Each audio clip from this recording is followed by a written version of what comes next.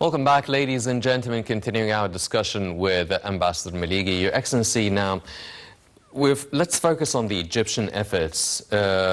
We've seen many mediation talks with the Qatari side, the US, the Palestinian side, the Israeli side as well. Foreign Minister Shukri is talking to his counterparts from the US, Israel and Iran. Now, with the way things are going, how much of a role or how big of a role can Egypt play in really trying to influence or convince any of the sides to really make sure they exercise self-restraint, make sure some sort of a deal takes place before things get worse? Because it will be nearly impossible for any ceasefire to take place if the situation escalates between Iran and Israel. Well, let us put it this way. The idea is that Egypt is not going to be playing a role of a mediator. I mean, there are other powers who can do that even better because they are better positioned. I mean, such as the United States, for instance, who actually doesn't want the situation to escalate to the point that it loses control over the area. But Egypt can play a very important role in raising the awareness of the conflicting parties and the United States about the danger that lies ahead if we continue this escalation. The danger for all the countries in the region, the danger that this represents for Israel, and of course our own national security. I mean, we should not forget that Egypt is implicated one way or another in this conflict. I mean, just that you raise the tension in the region, this would affect the Suez Canal income, and it would actually reach the point where your revenues from the Suez Canal will be affected because less boats will be crossing the canal because the area is dangerous. Add to that our revenues from tourism. We have, as you know, two main seasons, the summer season and the winter season. Now we are about to start the summer season. And if the escalation in the region will be that high, so all our shores and all the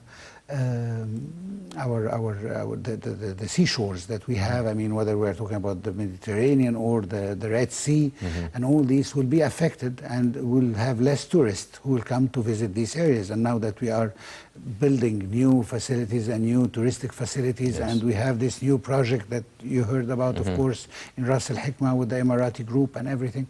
So all this, we need more tourists, and we need people to come and use these facilities in order to gain out of the investment that was already poured into those new locations.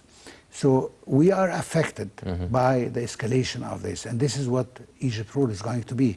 When His Excellency the Minister of Foreign Affairs is talking to his counterpart, the American counterpart, or the Iranian, or even the Israeli, he is just explaining how dangerous this game could lead us, especially that I mean, in any controlled attacks and counterattacks, we are all going to be affected. So this, I think, is going to be the role of Egypt more than mediation between the two sides. I think the United States can do the mediation simply because it doesn't want to have the situation out of control on one side, and second, because I think that it has good relation, at least, with both parties. Yes. Well, what about, I mean, yes, it will be affecting Egypt, definitely, but when they're talking around this table, what would force them to actually make it a point to try and protect the Egyptian interests, for instance, the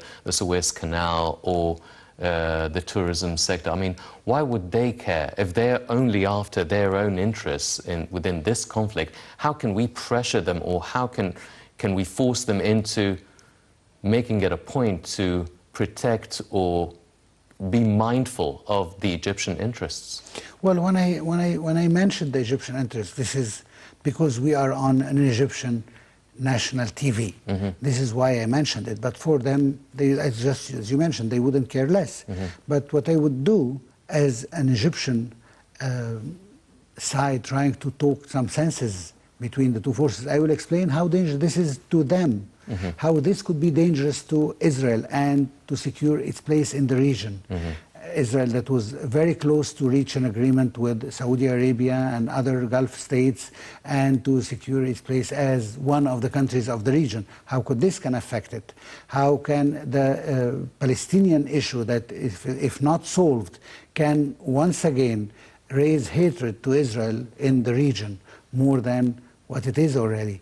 So I mean, and for Iran, you don't have any interest in escalating with Israel at this point, especially that you are having your own problems. You have a boycott that has been lying there for over 15, 20 years now, and you have your peaceful nuclear facilities that you want to keep working with them. So if Israel would attack any of them, that would put you back to square one.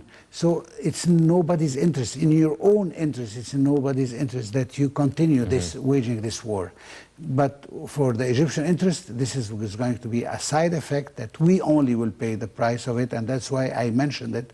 But it does not concern them the least. Of course, it's one of the problems, since Egypt is one of, if not the biggest country in the Middle East that's going to be affected. But I believe that all the other countries are going to be affected. Jordan is going to be affected, Lebanon, Syria, Iraq. All the major countries in the Middle East are going to suffer if this war continues. Don't forget that the airspace of these countries are going to be the witness of the attacks and the counterattacks between both countries, because they don't have direct borders. So these countries can be affected. And also, don't forget, there are proxies everywhere.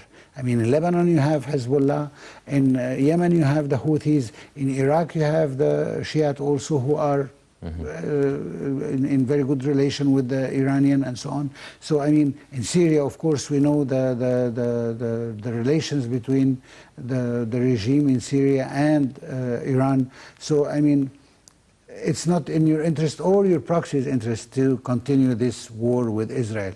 And that's why I believe that Iran, when it waged its attack, it was a calculated one, and something that would save face, but at the same time would not leave any casualties and give reason to Israel to counterattack. Yes, so you don't think that Iran would actually build on such an attack? Maybe it's just a flash in the pan, especially that the US as well made it clear that it won't really pursue any military confrontation or any confrontation with Tehran. So do you think that it was just some sort of a statement just to save face by the Iranian side, and maybe nothing will be built on the attack that took place a couple of days ago?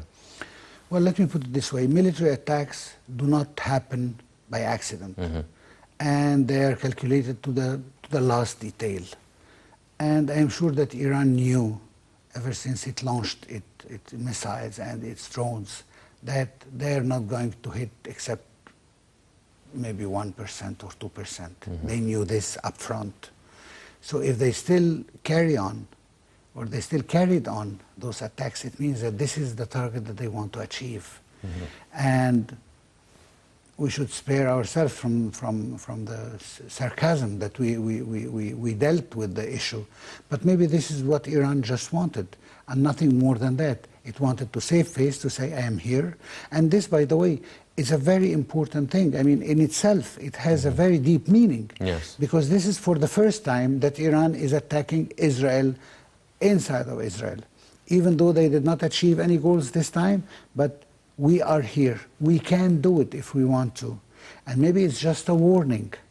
And I believe that the reason for Israel to retaliate is because of this.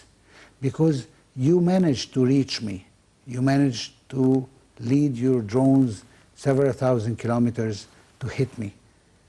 And that means that I have to make you pay the price for doing this. Because this is the first time.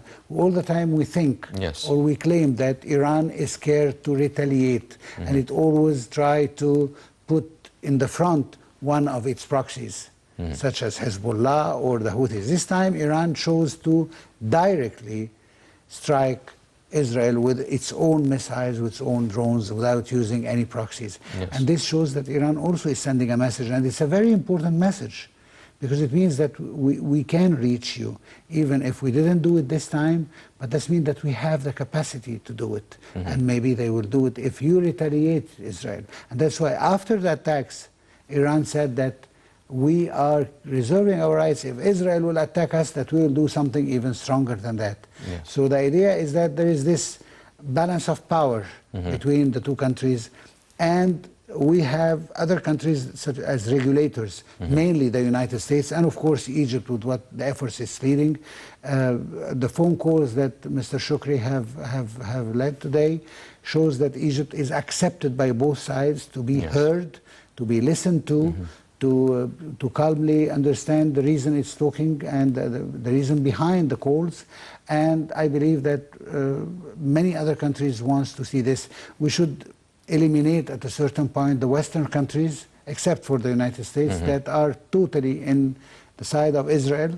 But for strategic reason, only the United States was the one who should try to choose to, in a certain way, mediate or, let's say, to calm the situation between both countries.